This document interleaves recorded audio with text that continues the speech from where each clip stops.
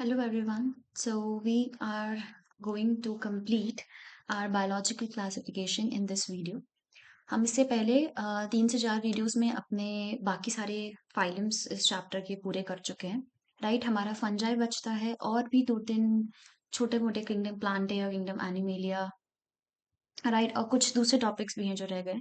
So we'll be completing this chapter in this video right. So you can go through all the videos so that आप इस chapter के questions आराम से लगा पाएँ right. इसके बाद मैं आपको बाकी की वीडियोस इन केस अगर आपने नहीं देखी है तो उसके लिंक भी शेयर कर दूंगी, और I will also share the PPT so that you will be having this notes of this video right. So let's start. Okay, so हम ऑलरेडी पढ़ चुके थे किंगडम मोनेरा, किंगडम प्रोटिस्टा। हमें आज स्टार्ट करना है kingdom fungi. See fungi is something, ये हमको पता है कि सबसे पहले तो ये जो फाइलम है, ये सॉरी ये किंगडम जो है, ये itself is added by R H Whittaker right. R H Whittaker हम नॉर्मली पढ़ते हैं, इन्होंने 5 किंगडम क्लासिफिकेशन दिया, बट 5 किंगडम क्लासिफिकेशन सीधा इन्होंने नहीं दिया कि जितने भी किंगडम्स थे 5 किंगडम क्लासिफिकेशन वो सारे आर एच विटेकर ने दिए, ऐसा नहीं है राइट। हमने देखा है कि अलग अलग किंगडम्स अलग अलग साइंटिस्ट ने दिए। ऑलरेडी 4 किंगडम हमारे पास थे, 2 किंगडम हमारे पास थे इनिशियली, प्लांटर एनिमेलिया जो कैरोलिस लीनियस ने दिए थे, ठीक है। उसके बाद कोपलैंड और अर्नेस्ट हेकल ने प्रोटेस्टा और मोनेरा भी दिया। लास्ट में आर एच विटेकर ने एक और किंगडम ऐड करते हुए किंगडम फंजाई, और उन सब को एक क्लासिफिकेशन में, एक प्रॉपर क्लासिफिकेशन में रख दिया। दिस इज दी, बाकी सारे साइंटिस्ट ने भी क्लासिफिकेशन किंगडम्स दिए, बट उन्होंने उसको एक सेट में नहीं रखा। वो प्रॉपरली उसको क्लासिफाई नहीं कर पाए कि एक किंगडम दूसरे किंगडम से कैसे डिफरेंट है right. But R H Whittaker ने एक किंगडम ऐड करने के साथ साथ ये भी यहाँ पे दिया, इसलिए आर एच विटेकर के लिए ही हम मानते हैं that 5 kingdom classification was given by R H Whittaker. सारे किंगडम्स को साथ रख के और उनके यूनिक फीचर्स बताकर, उनको एक दूसरे से डिफर कर कर पूरा classification system R H Whittaker ने दिया। So it was added, fungi the last kingdom was added by R.H. Whitaker, right? Fungi, they are cosmopolitan, that means they are present everywhere, right? They are heterotrophic. Heterotrophic, that means they do not produce their own food, right? They do not produce their own food,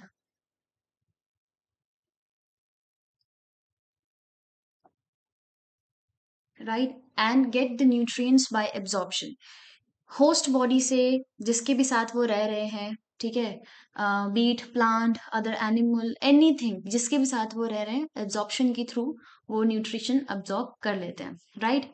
इनका जो cell wall होता है, it is made up of chitin और fungal cellulose right. Chitin is most important, chitin सबसे ज्यादा पूछा जाता है, that fungal cell wall is made up of what, chitin, it's very important right. Chitin is very important. Let me just write it for you, it's very important, okay. Their mode of nutrition, because they are heterotrophic, they show heterotrophic mode of nutrition. Heterotrophic mode of nutrition हमें पता है बहुत अलग अलग type के होते हैं right, like they can be saprophytic,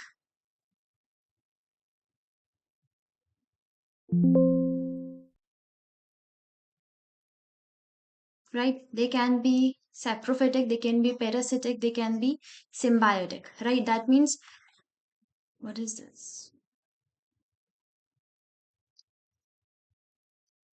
see, saprophytic, we know that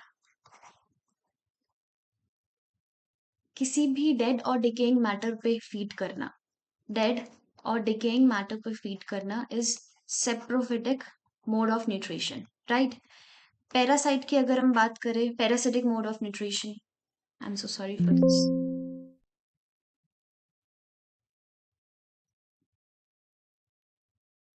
या पैरासिटिक मोड ऑफ न्यूट्रिशन की बात करें, सो दैट मीन्स अगर कोई होस्ट बॉडी पे रह रहा है राइट, होस्ट बॉडी पे रहने के बाद अगर वहां से लिविंग होस्ट बॉडी से अगर न्यूट्रिशन एब्जॉर्ब करें ना, दैट इज पैरासिटिक राइट। और सिम्बायोटिक एसोसिएशन होता है, सिम्बायोटिक सिम्बायोटिक एसोसिएशन होता है, म्यूचुअल एक रिलेशनशिप में रहते हैं राइट, म्यूचुअल रिलेशनशिप में रहते हैं, दैट मीन्स इनका एक एक एक बॉन्ड होता है कि आप फूड लेकर आइए, मैं आपके लिए शेल्टर लेकर आऊंगा. So if I talk about fungi, say they normally live with algae, right? उसको हम माइकोरिज़ा बोलते हैं. अभी हम आगे पढ़ेंगे.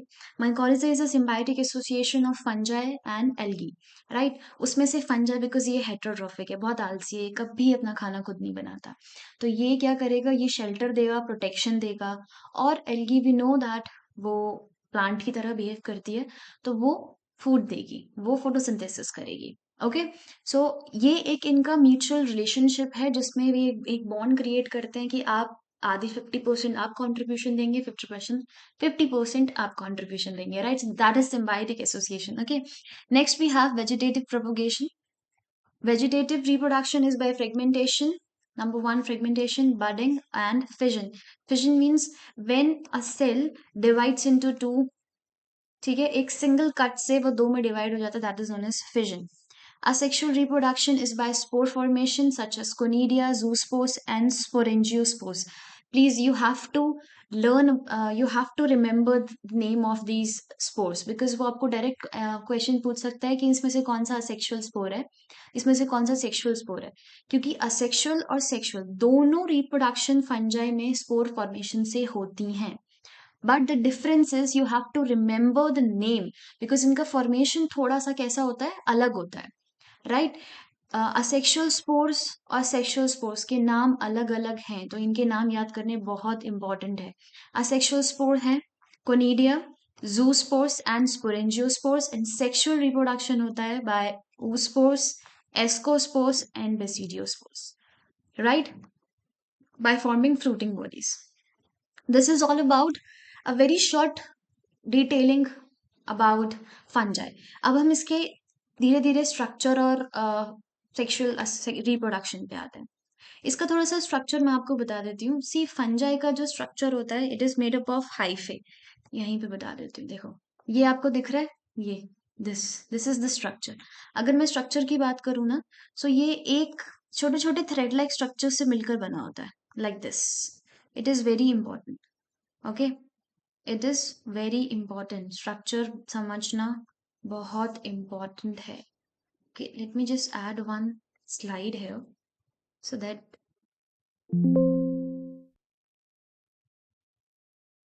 मैं उस पे आपको आराम से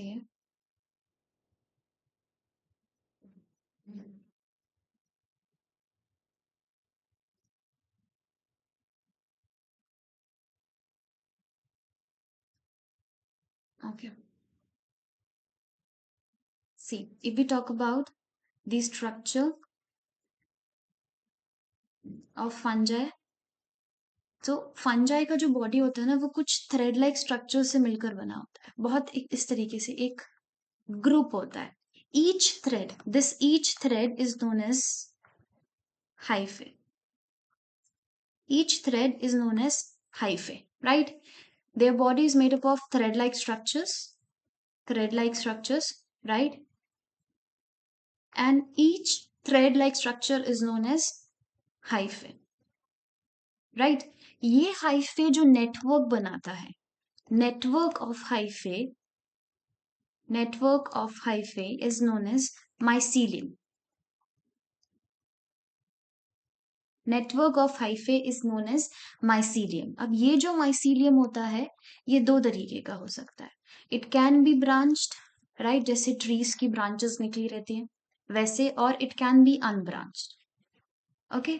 अगर एक इस तरह से एक सारे हाइफे एक ग्रुप में अरेंज्ड है and that group is not divided, एक साथ एग्रीग्रेशन की फॉर्म में ये प्रेजेंट है, सो वो इस तरीके से प्रेजेंट होगा, अनब्रांच्ड. अगर इस तरह से ब्रांचेस निकल गई हैं, लाइक दिस, इस तरह से ब्रांचेस निकल गई हैं, मैं थोड़ा सा इधर बना देती हूँ, आई थिंक ये विजिबल नहीं होगा.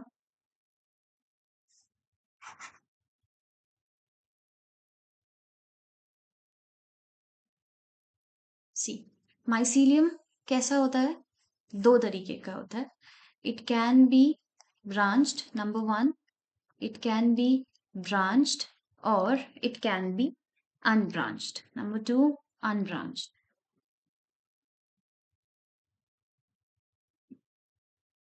राइट? अनब्रांच्ड इस तरीके से एक एग्रीगेशन होगा, सारे हाइफेज एक ग्रुप में प्रेजेंट होंगे और वो डिवाइडेड नहीं होगा, that group is not divided, right. But branched में जैसे ब्रांचेस निकली रहती हैं ट्रीज के, उस तरह से हाइफे के ब्रांच होंगे, जैसे एक ये ब्रांच हो गया, दूसरा ये ब्रांच हो गया, राइट। सो यहाँ पे आप देख रहे हो कि ब्रांच्ड में न्यूक्लियस डिवाइडेड हो जाएंगे, तो ये यूनी न्यूक्लिएटेड रहेगा, ये यूनी न्यूक्लिएटेड कंडीशन होगी जब वो ब्रांच्ड होगा। बट जब वो अनब्रांच्ड होगा तो सारे हाइफे एक दूसरे से एंटेंगल्ड होंगे, ब्रांचेस में डिवाइड नहीं होंगे, तो ये सारे न्यूक्लियस एक साथ होंगे, and that is known as multinucleated, multinucleated, right. और ये मल्टी न्यूक्लिएटेड कंडीशन को हम सिनोसेटिक कंडीशन भी बोलते हैं। जहां पे भी आपको सिनोसेटिक कंडीशन मिल जाए, that means it is multi nucleated, बहुत सारे न्यूक्लियस एक साथ प्रेजेंट है विदाउट एनी डिविजन। तो coenocytic condition means multinucleated, वो आपको अनब्रांच्ड माइसीलियम में मिलेंगे, right. When the mycelium is not branched, वो सब एक एग्रीगेशन में प्रेजेंट है, that is known as multinucleated और सिनोसिटिक। और जब वो ब्रांच्ड होता है, अलग अलग शाखाओं में डिवाइडेड होता है, that will be uninucleated, right. इसके लिए एक और साइंटिफिक वर्ड यूज होता है, ब्रांच, दैट मीन्स वो सेपरेटेड है, तो इसमें हम एक और वर्ड यूज करते हैं, that is septate, right. Mycelium is septate, septate mycelium, और अनब्रांच्ड हो गया aseptate. A in bio means absent. So separation is absent. So aseptate and septate. Please remember this. It is very important. Okay, इसलिए मैंने अलग से अब 20 slide add करके आपको ये चीज बताई. Okay. Now, as we have seen that asexual reproduction spore formation से होगा, आपको कुछ स्पोर्स के नाम भी यहाँ पे दिए हुए हैं, कोनिडिया, जूस्पोर्स, स्पोरेंजियोस्पोर्स, ऐसे ही सेक्सुअल रिप्रोडक्शन भी होता है। सेक्सुअल रिप्रोडक्शन के कुछ स्टेजेस होते हैं, right. There are actually 3 stages, main 3 stages यहाँ पे प्रेजेंट होते हैं सेक्सुअल रिप्रोडक्शन के, जैसे आप यहाँ पे देख सकते हो।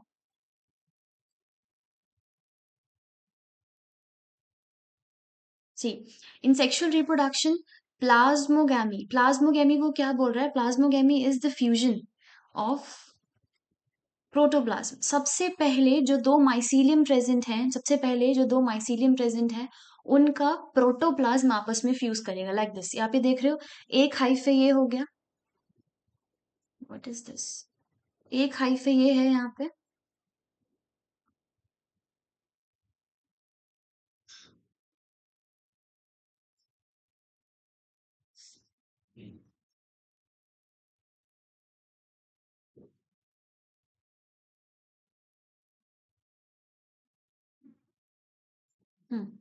एक hyphae is this,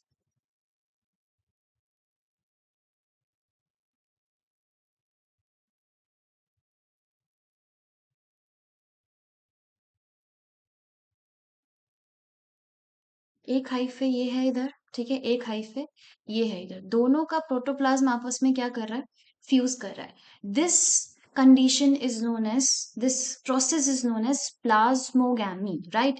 the fusion of the fusion of protoplasm is known as plasmogamy. तो सबसे पहले दोनों के प्रोटोप्लाज्म फ्यूज करते हैं।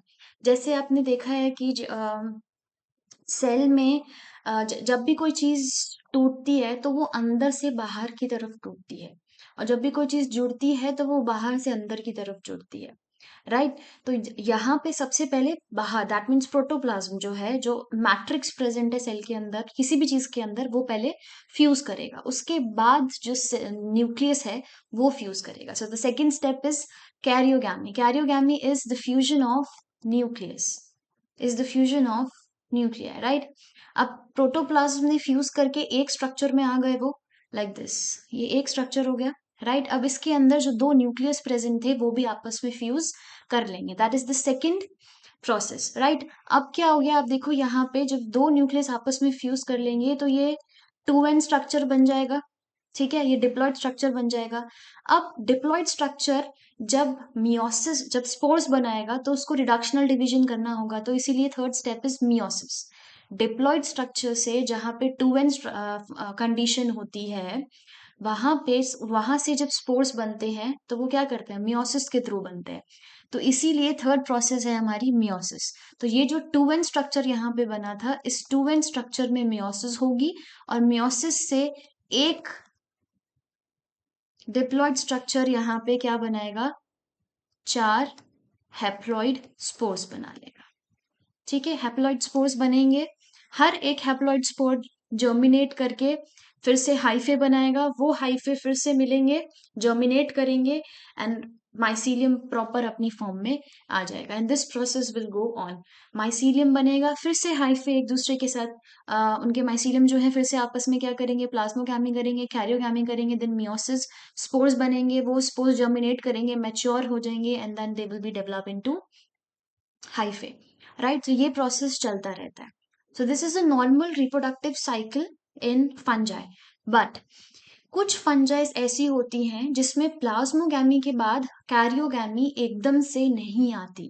There is a time gap between plasmogamy and karyogamy, मतलब प्रोटोप्लाज्म तो फ्यूज कर गया है बट न्यूक्लियस अभी फ्यूज नहीं किया है। इस कंडीशन में क्या होता है, एक सेल के अंदर दो न्यूक्लियस देखने के लिए मिलते हैं, एक सेल के अंदर आपको दो न्यूक्लियस देखने के लिए मिलेंगे, राइट। जैसे ये एक सेल है, प्रोटोप्लाज्म फ्यूज कर चुका है, अब यहाँ पे दो सेल प्रेजेंट है। This stage is known as dikaryon stage.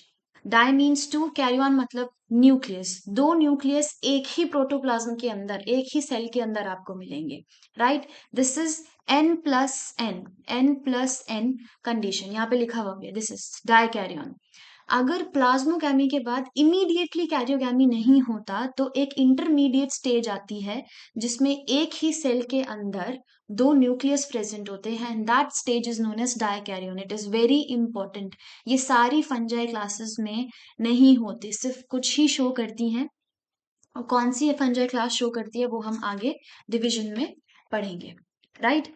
So this is all about the sexual reproduction in fungi, and dikaryon stage is very important. Okay. Now the last statement that is written over here is fungi are divided into four major classes on the basis of types and modes of spore formation and structure of mycelium.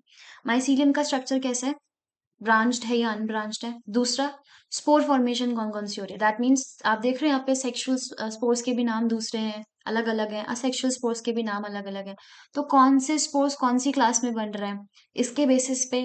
Third, किस तरीके का मतलब वो reproduction cycle वो दिखा रहा है, जैसे डाइकैरियन स्टेज प्रेजेंट है या नहीं प्रेजेंट है, लाइक दिस। इन सब के बेसिस पे हमने फंजाई को कुछ क्लासेस में क्लासिफाई किया है, and these are the four classes of fungi.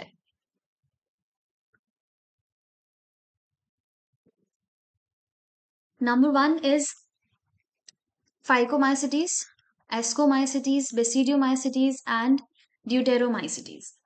Right?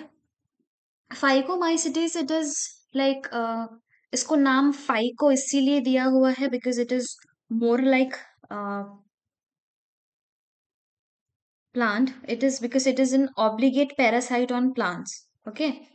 Phycomycetes is an obligate, मैं इधर लिख देती हूँ, it's an obligate, प्लीज मेरे साथ लिखते रहिएगा, it's very important, it is obligate parasite on plants. Okay. Phyco word, it's used for plant, phy, right. Phycomycetes. एसेप्टेड, एक लौती ऐसी क्लास है फंजाई की जिसमें माइसीलियम अनब्रांच्ड होता है, अनब्रांच्ड माइसीलियम। अभी आपने पढ़ा है अनब्रांच्ड माइसीलियम क्या होता है। अनब्रांच्ड माइसीलियम होता है जिसमें आपको सिनोसिटिक मल्टी न्यूक्लिएटेड कंडीशन देखने के लिए मिलेगी।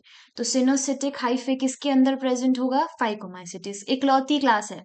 बाकी सब में आप देखो सैप्टेट सैप्टेट सैप्टेट सैप्टेट, मतलब सब में ब्रांच्ड है, सब में माइसीलियम कैसा है, ब्रांच्ड है। सिर्फ फाइकोमाइसिटीज में अनब्रांच्ड है, इसलिए इसमें सिनोसिटिक कंडीशन देखने के लिए मिलेगी, राइट। सिनोसिटिक कंडीशन देखने के लिए मिलेगी, मतलब मल्टी न्यूक्लिएटेड हाइफे होगा इनका, राइट। असेक्सुअल स्पोर्स होंगे इसमें zoospores and aplanospores, right. Sexual spores हैं zygospores, example Rhizopus, Mucor and Albugo. You have to learn the examples because आपसे डायरेक्ट वो नहीं पूछेगा, आपको 4 ऑप्शन दे देगा, आपसे पूछेगा इसमें से किसके पास सिनोसिटिक हाइफे होगा, राइट। तो इन तीनों में से जो भी आपको एग्जाम्पल दिया होगा वो आपको आप टेक कर दोगे, आपको सीधा नहीं लिखेगा वो फाइकोमाइसिटीज एस्कोमाइसिटीज बेसिडी, इतना अच्छा नहीं है, ठीक है। थोड़ा सा इनोवेशन वो करेगा तो वो आपको सीधा सीधे क्लास के नाम नहीं देगा, वो आपको एग्जाम्पल्स रख कर देगा, right. Okay, and they are mostly इनके अगर मैं हैबिटेट की बात करूं तो they are mostly aquatic, they are mostly aquatic, mostly aquatic होते हैं, ओके। चलिए नेक्स्ट इज एस्कोमाइसिटीज, इनका माइसीलियम कैसा होगा, ब्रांच्ड होगा। कोनिडिया स्पोर्स है इनके जो असेक्सुअल स्पोर्स होते हैं। एस्कोस्पोर्स इनके नाम से मैच कर रहा है, ascospores, ascospores ascomycetes, right. East penicillin aspergillus, right? Yeast is the only fungi which is unicellular in nature. Very important. Yeast is the only fungi which is unicellular in nature. बाकी सारी fungi कैसी होती हैं, multicellular होती हैं, okay? Yeast, ठीक है। Next is basidiomycetes, इसका भी माइसीलियम ब्रांच्ड होगा। असेक्सुअल स्पोर्स इसमें एब्सेंट होते हैं और सेक्सुअल स्पोर्स इसके नाम से मैच करते हुए basidiospores, right. Example Agaricus, mushroom and Puccinia. Puccinia is very important, बहुत बार पूछा गया है पीवाईक्यूज में। इनके क्या इंपॉर्टेंट होता है, उसके लिए इनके क्या इंपॉर्टेंस है, ये क्या काम करती है ना, उसके जिनसे सबसे ज्यादा क्वेश्चंस आते हैं उसकी लिस्ट मैंने नेक्स्ट स्लाइड में बनाई है। एनसीईआरटी में आपको साथ में दी हुई है पैराग्राफ में, बट मैंने अलग से एक लिस्ट बना दी so that it will be easy for you to revise it, okay. वो आप अपने नोट बना सकते हो, उसको स्क्रीनशॉट लेके रख सकते हो। आपको 2 सेकंड में कोई चीज सारे फंजाई के इंपॉर्टेंस याद करने हैं, रिवाइज करने हैं, तो आप उसको देख सकते हो आराम से, इसलिए मैंने पूरी एक लिस्ट बना दी है, नेक्स्ट स्लाइड में आ जाएगी अभी, ओके। प्लीज ये मत घबराना कि इसमें तो बस मैम ने बहुत छोटा सा टेबल बना के खत्म कर दिया, ये खत्म नहीं किया है अभी, इसकी इंपॉर्टेंस नेक्स्ट स्लाइड में है। नेक्स्ट इज ड्यूटेरोमाइसिटीज, ड्यूटेरोमाइसिटीज में भी माइसीलियम ब्रांच्ड है। Conidia are the asexual spores, इसमें सेक्सुअल स्पोर्स नहीं होते। Example Alternaria and Colletotrichum. Very important thing, इस ग्रुप ऑफ फंजाई को इम्परफेक्ट फंजाई भी बोलते हैं, इम्परफेक्ट फंजाई, ठीक है, because sexual reproduction is absent, okay. Because of the absence of sexual reproduction इसको हम क्या बोलते हैं, इम्परफेक्ट फंजाई बोलते हैं, वेरी इंपॉर्टेंट, ओके। चलिए नेक्स्ट, यार ये रहा आपका पूरा table, some important fungi. Yeast the only unicellular fungi, it is used in fermentation to make cheese, bread and beer। जितने भी fermented drinks हैं, beverages हैं, बेकरी आइटम्स हैं, उन सब में ईस्ट यूज किया जाता है, ठीक है। Penicillin antibiotics source, okay, the first antibiotics is penicillin only. Puccinia causes wheat rust, very important, बहुत पूछी गई है, ठीक है। स्टिलेगो इज कॉजेज मट डिजीज, ओके। ये दोनों बहुत इंपॉर्टेंट है। सिम्बायोटिक एसोसिएशन में रहती है, अभी आपको मैंने बताया था एल्गी, अगर वो फंजाई अगर एल्गी के साथ रह रही है तो उसे माइकोरिजा बोलते हैं, राइट। सॉरी, अगर ग्रीन प्लांट्स के साथ रह रही है तो उसे माइकोरिजा बोलते हैं, और एल्गी के साथ रह रही है तो उसे लाइकेंस बोलते हैं। Lichens they are the indicators of pollution, ये भी आपको मैं लास्ट स्लाइड में बता दूंगी, वहां आ जाएगा। Rhizopus, bread mold, albigo, the parasitic fungi on mustard, Neurospora, extensively used in genetic and biochemical work। ये सारी examples हैं fungi के। Truffles and morels, they are the edible fungi, ये बहुत पूछी जाती है, very important। The edible fungi are truffles and morels, okay, and they are considered as delicacy, okay। Agaricus, it is an edible as well as poisonous species. Very important. Agaricus edible है, but इसके कुछ species कैसे होते हैं? Poisonous होते हैं. So these are the few examples of fungi which are very important to you. You have to learn them. Okay, each and every one. So this completes your kingdom fungi. इसमें सबसे important आपके पास है इसके mycelium, right? कितने type के होते हैं? दूसरा, ये क्लासिफिकेशन सिस्टम इम्पोर्टेंट है ऑन टू बेसिस. सबसे पहले the name of spores you have to remember. किस ग्रुप में कौन सा असेक्सुअल और सेक्सुअल स्पोर है? स्पोर से डायरेक्ट क्वेश्चन आता है. दूसरा, ये एग्जाम्पल्स, इंपॉर्टेंट एग्जाम्पल्स कि कौन सी फंजाई क्या करती है. ओके, अब ये पूरे चैप्टर में आपको ये जो डिटेल में किंगडम्स दिए हुए थे वो हम कर चुके हैं, मोनेरा, प्रोटिस्टा एंड फंजाई. अब आपको किंगडम प्लांटे और किंगडम एनिमेलिया में बहुत छोटा छोटा दिया है, बिकॉज इसके लिए अलग चैप्टर्स हैं एनसीईआरटी में, तो बहुत छोटा यहाँ पे आपको चीजें इनके बारे में दी हुई हैं. ज्यादा एक्सप्लेन नहीं किया है because they constitute a different separate chapter for them. Okay, kingdom plantae, they are autotrophic. Everything is written here which is given in your NCERT. कुछ नहीं छूटा है. दे हैव क्लोरोफिल, इसीलिए क्लोरोफिल है, इसीलिए वो फोटोसिंथेसिस करते हैं. That's why they are autotrophic. Eukaryotic organism होते हैं. That means they have a well developed nuclear membrane. Okay, they are characterised by the presence of rigid cell wall. Cell wall उनके पास होती है which is made up of cellulose. They some plants, ये थोड़ा important है आपके लिए because usually we know that plants are autotrophic, right? कोई एक्सेप्शन नहीं है, अभी तक हम ये बोलते आ रहे हैं. बट कुछ प्लांट्स हेटरोट्रॉफिक होते हैं, सच एज इंसेक्टिवोरस प्लांट. कुछ इंसेक्टिवोरस प्लांट्स हैं like Venus flytrap and bladderwort. And कुछ पैरासिटिक प्लांट्स भी होते हैं like cuscuta, right? Very important. Insectivorous plants and parasitic plants. You have to remember the examples of this. Insectivorous plants के example है bladderwort, right, and Venus flytrap. और in parasitic plant का example है cascata. Okay, चलिए. Kingdom plantae includes algae, bryophytes, pteridophyte, gymnosperm and angiosperm. That is a separate chapter. So वो भी हम यहाँ पे डिटेल में नहीं पढ़ना है. Next we have Kingdom Animalia. इसके लिए भी अलग चैप्टर है, सेपरेट चैप्टर है. All the heterotrophic animal living organisms are the part of this kingdom animalia. जितने भी किंगडम एनिमेलिया में मेंबर्स हैं सब हेटरोट्रॉफिक है. कोई अपना खाना खुद नहीं बनाता without exception. Eukaryotic, well developed cell with well developed nuclear membrane. Multicellulars होंगे, right, and they lack cell wall. All of them they lack cell wall. They do not have a cell wall. Again the important topic from this chapter is virus, जिससे हर साल एक या दो question आता है. Virus, इसके साथ साथ ट्रायॉन्स, वायरॉइड्स वो भी हैं इन सब के साथ में, राइट? सबसे इंपॉर्टेंट, ये क्लासिफिकेशन से बाहर है. They are not the part of 5 kingdom classification जो आर एच वटेकर ने दिया था. Why virus they are not included in 5 kingdom classification by R H Whittaker? Because they are acellular. Cells तो थे ही ना, चाहे वो यूनिसेल्युलर हो या मल्टी सेल्युलर हो, हर एक ग्रुप के पास सेल थे, but they are acellular in nature. That's why they are not included in 5 kingdom classification by R.H. Whitaker. It is written here. Number 1, right? Number 2, इनका nature कैसे होता है? They are the border line between living and non living. अब ये decide नहीं हो पाया कि लिविंग है या नॉन लिविंग है, बिकॉज ये दोनों तरीके के फीचर्स शो करते हैं. सेल स्ट्रक्चर ए सेल्यूलर होता है, कोई सेल नहीं, कोई साइटोप्लाज्म नहीं, कोई ऑर्गेनली नहीं, कुछ नहीं है, इसीलिए आर एच पटेकर ने इनको क्लासिफिकेशन में नहीं रखा. डिस्कवरी, इवेनॉस्की ने डिस्कवर किया था इन 1892. सबसे पहले टोबैको मोज़ेक वायरस में देखा था.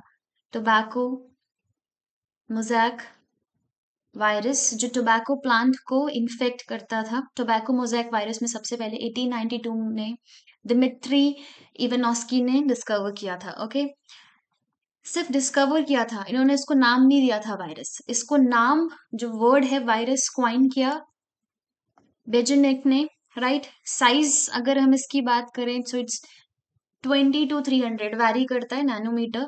Genetic material is, it can be either DNA or RNA. दोनों नहीं हो सकता, या तो डीएनए होगा या आरएनए होगा, ठीक है? दोनों एक साथ नहीं हो सकते.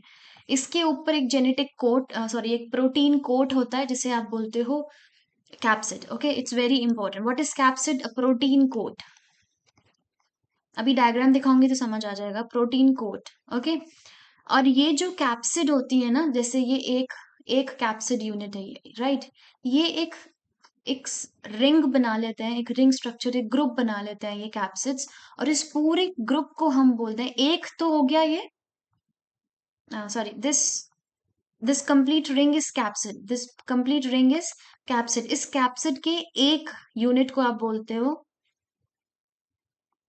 कैप्सोमेर. एक यूनिट को हम क्या बोलते हैं? Capsomere. The complete protein structure is known as capsid and each unit of capsid is known as capsomere. So these are the, ये आपको एनसीईआरटी में एक पैराग्राफ में दिया है. And it's very, it's very annoying I think, कि एक एक लाइन आप जब रीड करते हो तो it's very difficult. That's why मैंने ये फिर से आपको ये पूरा पैराग्राफ की फॉर्म में नहीं दिया है, टेबल फॉर्म में दे दिया, सो दैट आपके लिए इजी हो जाए इसको याद करना. Okay, this is the structure of virus. अगर मैं इसके बिल्कुल देखो बाहर की बात करूँ ना, तो यहाँ पे आप देखो दिस, पहले ये अंदर देखो, ये आपको दिख रहा है, this is the genetic material. This is the genetic material. Genetic material RNA भी हो सकता है, डीएनए भी हो सकता है. ठीक है, इट कैन बी आरएनए और डीएनए, दोनों एक साथ नहीं होंगे. इट कैन बी आरएनए और डीएनए. उसके बाहर ये क्या होती है? प्रोटीन की कवरिंग होती है. इसे आप क्या बोलते हो? कैप्सिड. ये आपको दिख रहा है यहाँ पे कैप्सिड. ओके, बाकी सारे स्ट्रक्चर्स आपके लिए एज सच इंपॉर्टेंट नहीं है, बट जो चीज इंपॉर्टेंट है वो मैं यहाँ पे लिख देती हूँ. जिन चीज से जो स्ट्रक्चर होता है ना, वायरस स्ट्रक्चर जो होता है, वो न्यूक्लियो प्रोटीन से मिलकर बना होता है. Virus structure is nucleo protein, right. Nucleo का मतलब हो गया जेनेटिक मटेरियल. न्यूक्लियो का मतलब हो गया genetic material and protein is protein, right. अब अंदर प्रोटीन प्रेजेंट होता है तो जेनेटिक मटेरियल अंदर प्रेजेंट होगा इनसाइड, और ये आउटसाइड प्रेजेंट होगा, बाहर की लेयर होगी. अब आप मुझे बताइए कि इन दोनों चीजों में से, जेनेटिक मटेरियल में से या न्यूक्लियो पार्ट में से या प्रोटीन पार्ट में से, कौन सा पार्ट डिजीज कॉज करने के लिए रिस्पॉन्सिबल होता है? एक वायरस में उसके स्ट्रक्चर का कौन सा पार्ट डिजीज कॉज करता है? Right, genetic part, obviously the nucleo part. Nucleo protein is the structure of virus. Okay, virus में न्यूक्लियो पार्ट डिजीज कॉज करता है या प्रोटीन पार्ट डिजीज कॉज करता है? बहुत लोगों को ये कंफ्यूजन होता है कि प्रोटीन कॉज करता है. नहीं, प्रोटीन कॉज नहीं करता, क्योंकि प्रोटीन किसी भी चीज को आगे नहीं फॉरवर्ड कर सकता.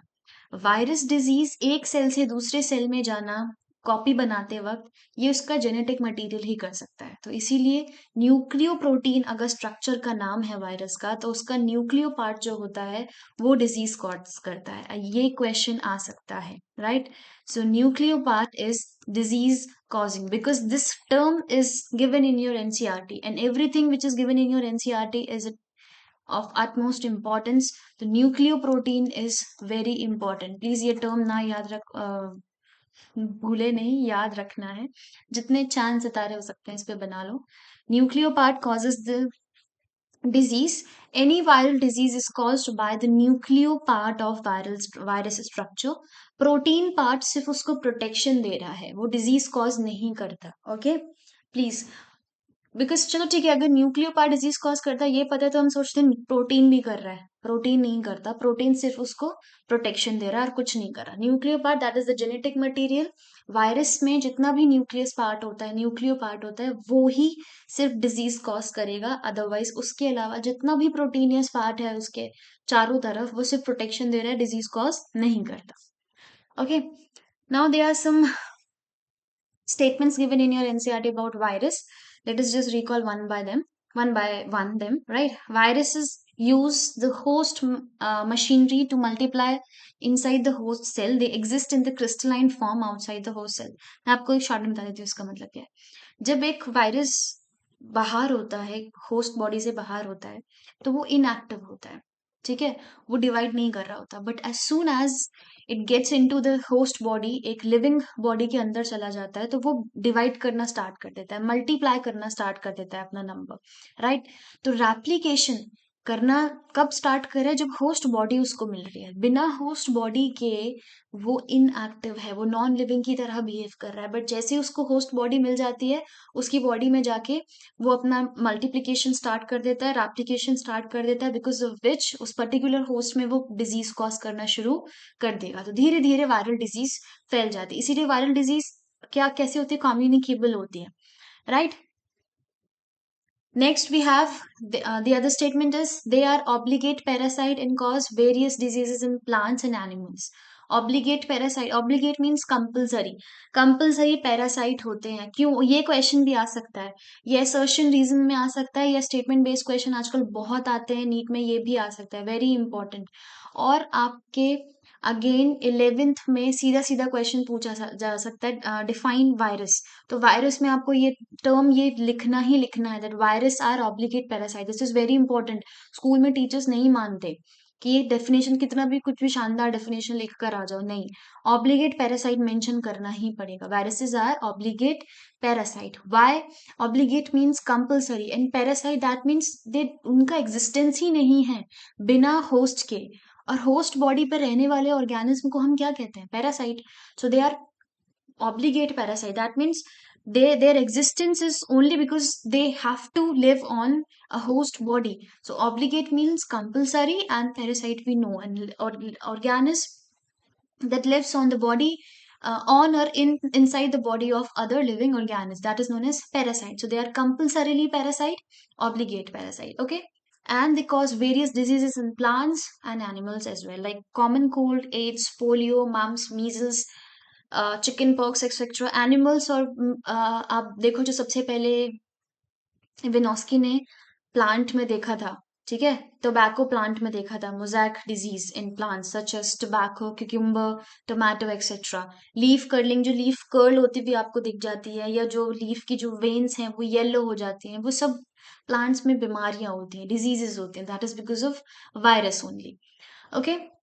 Viruses that infect plant, again a important statement. Plant को जो इन्फेक्ट करते हैं उनके पास किस तरीके का जेनेटिक मटेरियल होता है? Single stranded RNA. Bacteriophages, bacteriophages वो वायरस होते हैं जो बैक्टीरिया को इन्फेक्ट करते हैं, लिखा है यहाँ पे, viruses infecting bacteria known as bacteriophage. उनके पास होता है double stranded DNA. Okay, double stranded DNA होता है किसके पास? बैक्टीरियोफेज के पास। और सिंगल स्ट्रैंडेड आरएनए होता है किसके पास? प्लांट्स के पास। मतलब वो वायरस जो प्लांट्स को इन्फेक्ट करते हैं। ओके। एनिमल्स का यहाँ पे नहीं दिया हुआ है, एनिमल्स का आप लिख लीजिए। एनिमल्स में वायरस जो एनिमल्स को इन्फेक्ट करते हैं, इन्फेक्ट एनिमल्स, उनके पास अलग अलग तरीके के जेनेटिक मटेरियल हो सकता है। Number one, they can have a single stranded RNA, right? They can have single stranded DNA.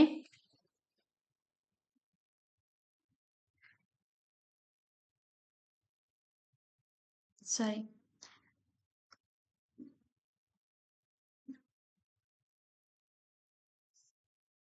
Viruses that infect animals, they can have DNA or RNA दोनों हो सकते हैं उनके पास। आरएनए सिंगल स्ट्रैंडेड भी हो सकता है, डबल स्ट्रैंडेड भी हो सकता है आरएनए। बट अगर डीएनए प्रेजेंट है तो वो सिर्फ डबल स्ट्रैंडेड हो सकता है।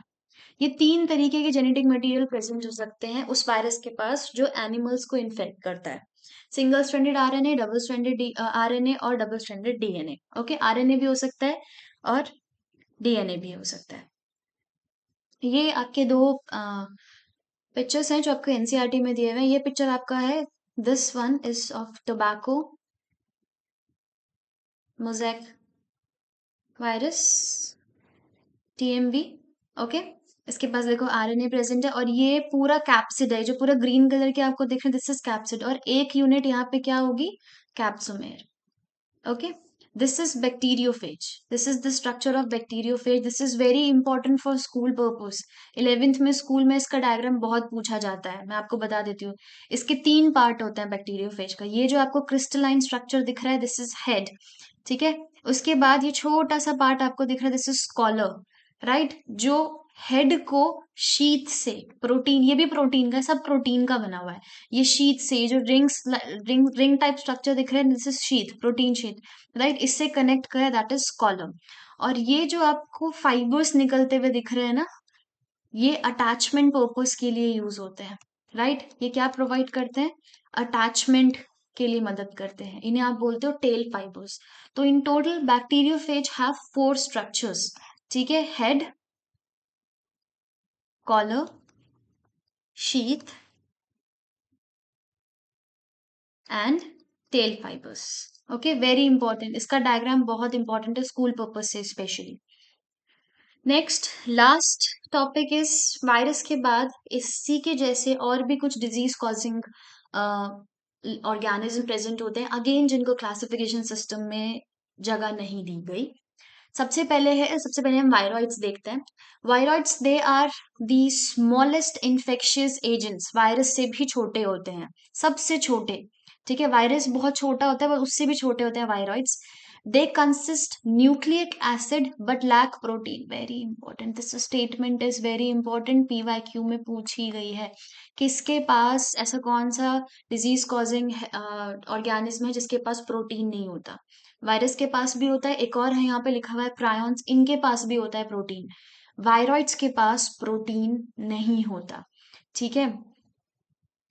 डाइनर ने इसको डिस्कवर किया था as a causative agent of potato spindle tuber disease, PSTD, right, that was free RNA, again a important statement. 2-3 statements आपको दे देगा, प्रोटीन नहीं होता उसके पास, फ्री RNA होता है उसके पास, ओके। टीओ डाइनर ने, इसका पूरा, इनका पूरा नाम है टीओ डाइनर, टीओ डाइनर ने डिस्कवर किया था। ये 3 स्टेटमेंट्स आपके पास हैं वायरॉइड्स के and they are very important, okay. Next we have prions. Prions they contain abnormally folded protein, very important, abnormally folded protein इनके पास होता है, ठीक है। प्रोटीन क्या करता है हमारी बॉडी में? बहुत प्रोटीन, हमारी बॉडी ज्यादातर प्रोटीन से मिलकर बनी है। हमारी बॉडी में enzymes, antigens, antibodies, your most of the things which are present in our body they are made up of protein. So protein अगर ठीक से नहीं बनेगा तो कुछ ना कुछ गड़बड़ हो जाएगी। प्रोटीन एबनॉर्मली फोल्डेड प्रोटीन होता है, उसका स्ट्रक्चर ठीक से नहीं होता, जिसकी वजह से डिजीज हो जाती हैं, राइट। सो ये क्या करता है, जब होस्ट बॉडी के अंदर जाएगा तो उसके प्रोटीन स्ट्रक्चर को भी गड़बड़ कर देगा, right? So they have abnormally folded proteins and have a similar size is similar to that of viruses. Okay, they can change the shape of normal proteins by transmitting their misfolded protein. यही मैं आपको बता रही थी। Prions क्या करते हैं, ये इनके खुद के पास abnormally folded प्रोटीन होता है और जैसे ये होस्ट बॉडी के अंदर जाते हैं उनके प्रोटीन का भी शेप चेंज कर देते हैं। जब उनका स्ट्रक्चर चेंज होता है तो वो ठीक से जो भी चीज वो फॉर्मेशन कर रहे थे वो फॉर्म नहीं कर पाते।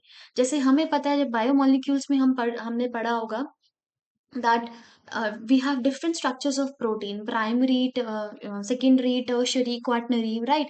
और हर स्ट्रक्चर अलग अलग चीजें फॉर्म कर रहा था, ठीक है। जैसे अगर मैं बात करूँ सेकेंडरी में, तो सेकेंडरी में दो दो फॉर्मेशंस होती हैं, एक एक तो आपका वो